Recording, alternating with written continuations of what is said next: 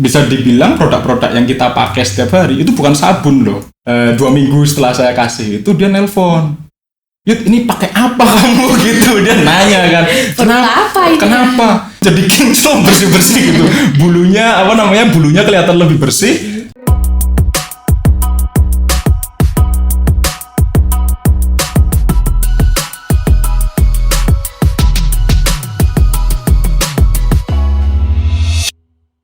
Hai Sobat Pondok Tani, kembali lagi sama saya Vivi. Kali ini kita akan bahas tentang lerak dan berbagai macam manfaatnya. Langsung saja yuk, kita akan ngobrol bareng narasumber kita. Ada Mas Yudi. Nah, langsung saja yuk. Mas Yudi, kapan sih Mas Yudi tertarik dengan lerak?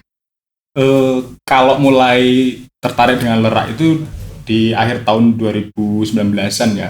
Jadi sebenarnya waktu itu karena kakak sepupu itu kan punya usaha batik. Ya. Nah, untuk perawatan kain batik, untuk menjaga kualitas kain, menjaga kualitas warna dan coraknya itu dia pakai sabun dari lerak gitu loh. Nah, karena ngobrol-ngobrol, kemudian saya mulai tertarik dengan apa itu lerak. Jadi saya mulai mencoba, ada beberapa produk sabun batik itu yang kemudian saya bawa, kemudian saya coba pahami karakternya, fungsinya dan lain-lain. Lalu saya mulai mencari-cari nih buah lerak ini sebenarnya apa sih gitu. Penelusuran saya sebenarnya waktu itu dari penjualnya dulu. Ada teman yang jualan di Jogja, kemudian ada yang di Solo gitu. Saya coba beli sekilo 2 kilo, kemudian saya proses berulang kali sampai kemudian ketemu tuh bisa bikin sabun batik lah. Tapi pada proses itu kemudian saya juga mulai penasaran juga bahwa lerak ini kan kalau saya baca-baca gitu ini tanaman asli Indonesia gitu loh, endemik Indonesia. Makanya saya tertarik bahwa manfaatnya saya yakin bukan hanya untuk sekedar sebagai sabun batik gitu loh. Banyak gitu ya? Iya, saya berpikir seperti itu karena saya dapat cerita dari tetangga di desa itu di Magelang. Itu katanya dulu itu orang tuanya gitu, artinya mungkin kalau mbah saya gitu, itu dulu kalau mandi, kemudian kalau cuci baju, cuci piring, terus sampoan gitu, itu pakai lerak gitu loh. Tapi nggak bau itu buahnya itu? Kalau dari sisi buah sebetulnya dia baunya bau alami ya, bau natural. Tapi kalau kemudian dia mau dibikin sebagai produk itu sebenarnya hanya bisa ditambahkan pewangi, bisa pewangi alami atau pewangi-pewangi yang biasa dipakai di produk-produk lain kayak gitu. Nah, si lerak ini sebenarnya yang unik adalah dia itu punya kandungan saponin. Tahu saponin nggak? Enggak lah. Enggak ya. Kalau selama ini misalkan nyuci piring, nyuci baju pakai apa, Vivi? Ya pakai yang udah jadi. Udah ada ya, tinggal beli di warung kayak gitu ya. Nah, kalau ngelihat di kemasannya gitu, kemasan produk itu sebetulnya bisa dibilang produk-produk yang kita pakai setiap hari itu bukan sabun loh. Contoh kayak sabun cuci piring, itu tulisannya pasti di kemasannya cuma cairan pencuci piring. Iya. Ya bang nggak? Untuk cairan pel, sampai yang untuk mandi itu biasanya di kemasan tulisannya body wash, body foam. Iya. Ya bang nggak? Iya. Artinya yang kita pakai selama ini itu bukan sabun gitu loh.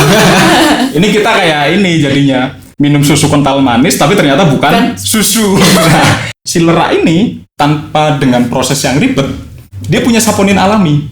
Apa itu? Ya senyawa alkali yang dia punya fungsi untuk memiliki daya bersih dan juga menghasilkan busa gitu loh. Jadi kalau pabrik misalkan harus mencampurkan bahan A, B, C, D gitu untuk sampai jadi produk, si lerak ini nggak perlu dicampur apapun. Langsung bisa jadi gitu ya? Langsung bisa jadi. Dia sudah punya kandungan saponin alami itu. Jadi dia punya bisa menghasilkan busa dan punya fungsi membersihkan. Nah, dari situ kemudian kan saya mulai berpikir bahwa lerak ini kalau dikembangkan secara luas, ini bisa menjadi sebuah perubahan besar untuk dunia yang lebih baik gitu loh. Ya, saya berpikirnya seperti itu karena tanpa kita sadari setiap hari misalkan kita pakai produk-produk yang dari bahan kimia itu ya, entah untuk nyuci piring, nyuci baju dan lain-lain, buang limbahnya ke lingkungan, ke alam. Itu kan zat kimia yang secara terus-menerus ya kan terbuang ke lingkungan gitu loh. Dalam persepsi banyak orang mungkin berpikir ini kan cuma limbah kecil, nggak seperti limbah pabrik atau apa. Tanpa disadari kan banyak-banyak gitu. Nah, sekarang ngitung berapa penduduk Indonesia, berapa jumlah rumah tangga, atau ngomongin dunia lebih luas lagi. Artinya tuh hari ini manusia setiap hari itu kita nyemarin lingkungan gitu loh. Nah, sementara ada bahan alam yang dia secara kualitas jauh lebih baik, secara proses bisa jauh lebih mudah, dan ketika kemudian digunakan untuk pemenuhan kebutuhan rumah tangga, dia tidak mencemari lingkungan gitu loh. Ini berbicara soal lerak ini korelasinya banyak sekali. Misalkan pada isu lingkungan kita tidak membuang limbah, kemudian pada sisi lain misalkan juga bisa mengurangi penggunaan sampah plastik. Misalkan kita ngecek lah tempat sampah kita di rumah. Iya. Ya bang, ada kemasan sampo, ada kemasan apa gitu kan, banyak gitu loh, kemasan deterjen dan lain-lain. Nah, ini kan kemudian menjadi sesuatu peluang besar yang ketika dimanfaatkan secara masif kayak gitu, ini bisa mengubah gaya hidup masyarakat kita yang semula mencemari lingkungan, menghasilkan sampah kayak gitu, ini bisa berubah gitu loh. Nah, saya kemudian mulai dari situ mulai concern pada ini mau nggak mau nih harus mulai nanam nih kayak gitu kan. Nah, kemudian di Magelang ketemu dengan teman-teman dari komunitas Pondok Tani, saya cerita soal lerak ini, saya bawakan contoh produk yang seperti ini kayak gini. Jadi ini kan saya baru uji coba sebetulnya ya, bikin produk-produk dari lerak ini yang sebenarnya sudah dimanfaatkan oleh, cuma masih kalangan terbatas lah, masih temen relasi yang mereka butuh kayak gitu. Terus mereka ada yang beli, ada yang saya kasih. Salah satu yang menarik itu belum lama ini ada tetangga, dia kerja di puskesmas, kemudian baru lahiran, terus karena untuk nyuci peralatan bayi kayak botol susu dan lain-lain, dia kan untuk anaknya kepengen sesuatu yang aman. Kalau ngelihat produk-produk yang digunakan setiap hari, produk-produk yang beredar kan ada kandungan bahan-bahan kimia tertentu yang ini agak berisiko nih kalau untuk bayi gitu kan.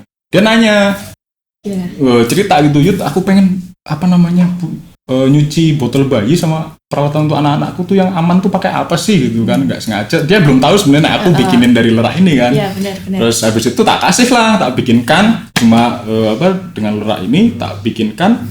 Lalu dia untuk nyuci botol bayi segala macam itu ada testimoni menarik ternyata. Kalau nyuci botol bayi, biasanya kalau ibu-ibu tuh dia pasti akan meninggalkan kerak gitu. Iya benar. Iya kan, ada kerak. Lah kalau pakai lerak ini ternyata nggak sama sekali. Jadi botol susu itu dia tetap kinclong gitu loh. Benar-benar bersih nggak? Benar-benar bersih.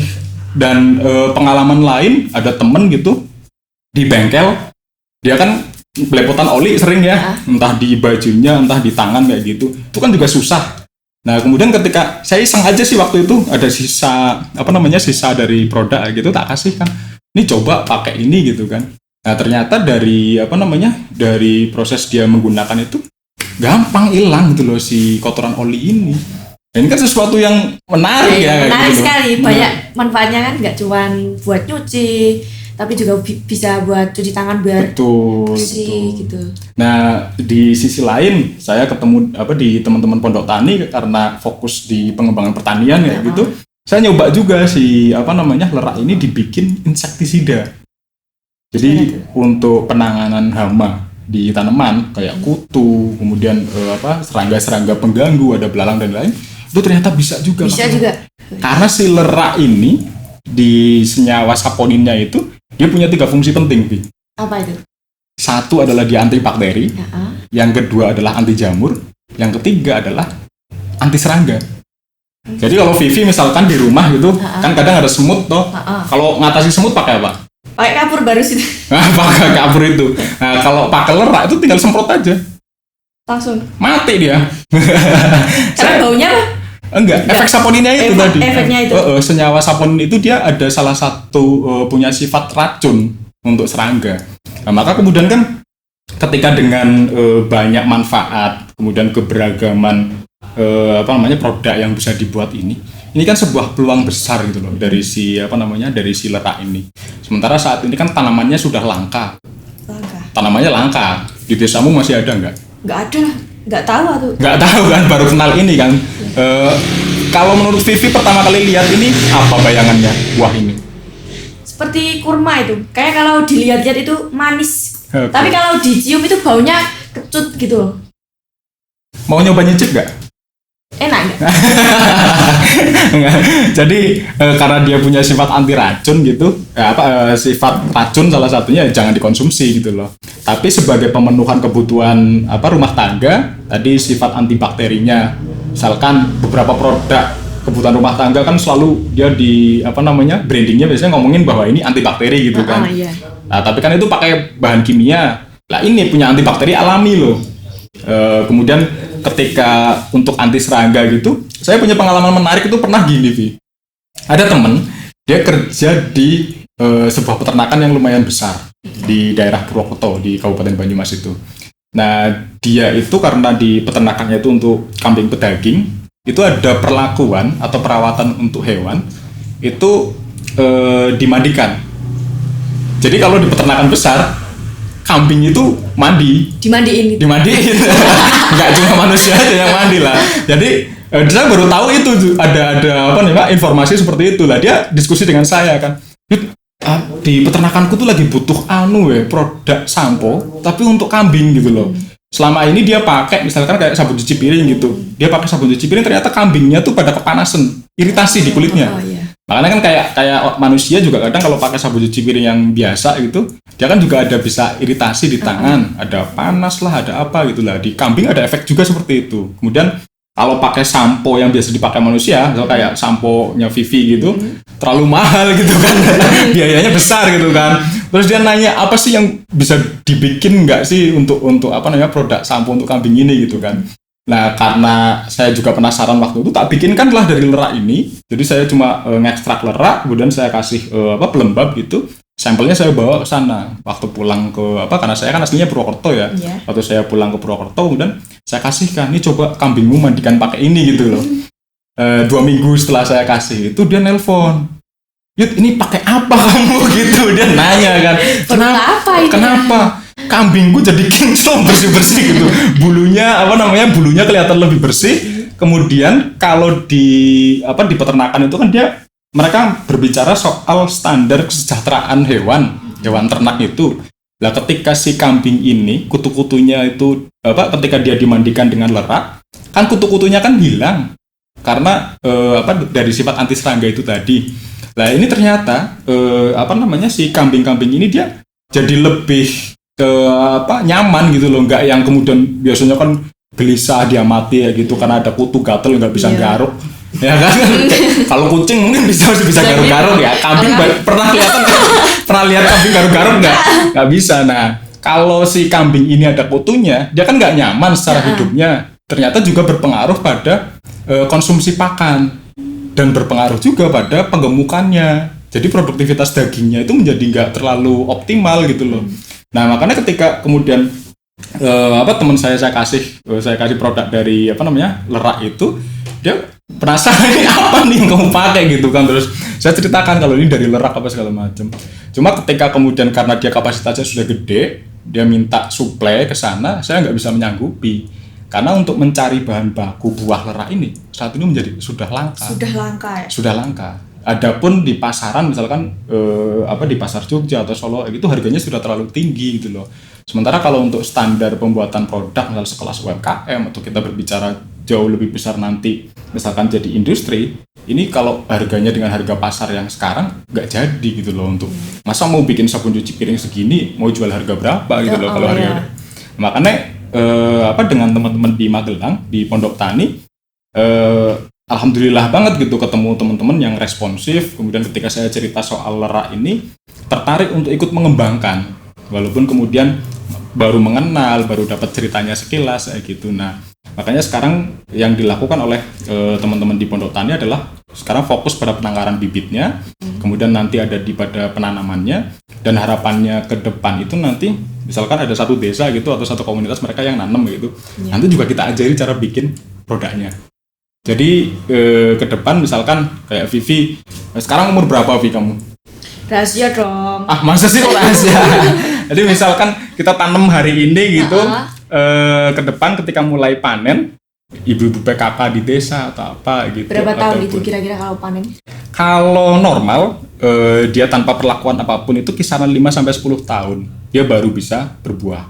Tapi kan bisa diperlakukan misalkan dengan okulasi. Jadi tanam 2 tahun atau 3 tahun ketika batangnya sudah mulai percabangannya bagus, dia diokulasi, disambung dengan tanaman yang sudah produktif. Jadi nanti usia di 3,5-4 tahun dia sudah berbuah. Buahnya seperti apa sih? Ini kan isinya kan? Ini kulit luarnya. Ini kulit luarnya. Jadi ini yang dipakai ini buahnya itu dia kalau masih muda, Lengket. kalau masih muda dia mirip kayak klengkeng, Bi. Oh, kayak klengkeng. Enggak lengket gini apa langsung lengket? Enggak. Dia masih kering, masih mirip banget seperti klengkeng. Jadi gerombolan buahnya dia di pucuk daun kayak gitu. Itu juga kayak klengkeng. Dan ketika dia tua, kemudian dipanen, baru ini kan karena stok lama ya, kebetulan saya bawakan ini stok lama, ini sudah sekitar 1 tahunan. Nah, yang menarik adalah selama 1 tahun disimpan ini dia juga nggak mengalami pembusukan. Oh iya, tetap seperti gitu. Cuma kan yang keluar ini, jadi dari dia mengkilat ini kayak kayak ada minyak itu sebenarnya dia ekstraknya. Nah, ekstrak ini justru yang dia punya fungsi macam-macam tadi. Jadi kalau habis panen gitu biasanya dibiarkan. Kalau untuk processing ya, ada yang proses kering dijemur, ada yang kalau saya memilih proses basah. Proses basah. Direndam. Jadi ini dibiarkan sampai keluar ekstraknya dulu, kemudian nanti pada prosesnya nanti dilakukan ekstraksinya itu dengan perendaman dan lain-lain. Jadi sekelas ibu rumah tangga saja sudah bikin dengan cara yang mudah gitu loh. Nggak lama berarti terendam ya atau berapa? Pengen coba bikin? Boleh. Kalau mau, habis ini kita praktek aja bikin. Biar nanti misalkan di Magelang sudah mulai produksi buah banyak gitu. Vivi dan teman-teman di desanya juga bisa mengembangkan produk dari lerak ini gitu loh. Jadi masyarakat di sekitar Vivi, misal tetangga atau apa, bisa pakai produk yang lebih aman dan hemat gitu ya. Hemat, tidak mencemari lingkungan. Bentar Mas, kan kita udah ngobrol banyak panjang lebar gitu sih. Saya belum tahu apa sih lerak itu? Lerak itu sebetulnya adalah tanaman endemik Indonesia yang kalau di lokal itu penyebutannya itu macam-macam. Kalau untuk di daerah Magelang, Solo, Jogja dan lain-lain, ini biasanya disebut dengan nama lerak. Tapi kalau di daerah Jawa Barat itu ada yang menyebut dengan nama rarak. Kalau di daerah seperti di Banyumas dan lainnya, dia disebut juga klerek. Tapi kalau nama ilmiahnya dia Sapindus rarak. Nah, penamaan ini kan mungkin karena dulu orang kenalnya kan dari nama Sapindus rarak itu tuh, maka kemudian dengar di telinga gitu. Orang Jawa kan. Ada lerak, ada rarak, ada klerek, macam-macam kayak gitu loh. Jadi kalau misalkan saya nanya lerak gitu, banyak yang nggak ngerti juga lerak itu apa. Kadang rarak, klerek, tahu gitu. Nah, ini sebenarnya adalah tanaman endemik Indonesia yang dia dulu itu tumbuh di pedesaan, di daerah hutan-hutan, di kebun kayak gitu tuh banyak dulu. Cuma sekarang itu keberadaannya sudah sangat langka si tanaman lerak ini karena kayunya itu banyak dimanfaatkan oleh masyarakat itu untuk kebutuhan rumah. Jadi kan jenis tanaman lerak itu dia jenis kayu keras. Nah, dulu itu banyak orang yang manfaatkan kayunya itu untuk bikin kusen pintu, untuk jendela kayak gitu, untuk perabot kayak gitu. Nah, kemudian di sisi lain sebenarnya karena nilai manfaat dari buahnya itu dianggap sudah nggak ada, jadi kan banyak yang hilang gitu loh. Sekarang itu sudah nggak ada. Ini sebenarnya tanaman endemik Indonesia yang dia sebenarnya tumbuh secara alami, ada di alam Indonesia. Tapi ketika berbicara lerak hari ini, nanya ke masyarakat, nanya ke orang-orang di desa, nggak ada yang tahu.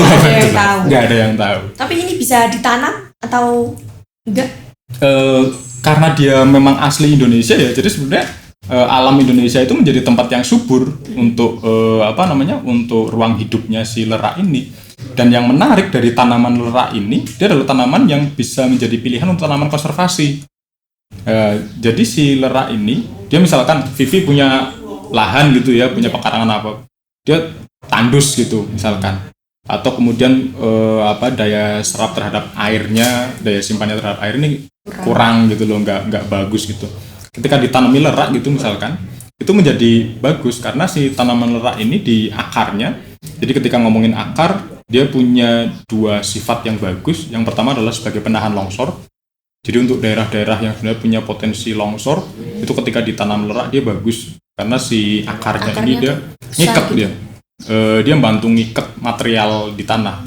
ada batu, ada tanah dan lain-lain, diikat sama si si akar ini.